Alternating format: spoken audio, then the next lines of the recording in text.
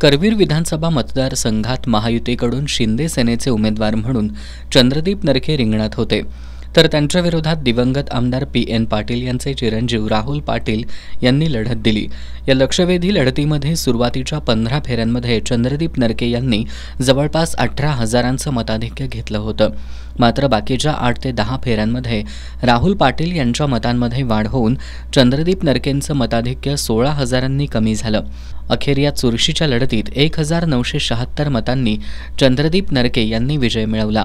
या दरम्यान चंद्रदीप नरके कार्यकर्त्यांशी संवाद साधताना मला निवडणूक निकाल प्रमाणपत्र घ्यायला जाण्यासाठी वाट करून द्या असं आवाहन करत मी पोहोचलो नाही तर विरोधक फेर मतमोजणीची मागणी करतील अशी भीती व्यक्त करत होते। कालबोट लावू नका, मला कलेक्टर ऑफिसर कलेक्टरनी मला कलेक्टरनी स्टेटमेंट आणायला बोलवलंय, ती उगाच जाऊन ऑब्जेक्शन घेतील, परत रिकाउंटिंगला अर्ज देतील, त्याच्या आधी मला इथलं वाट करून द्या।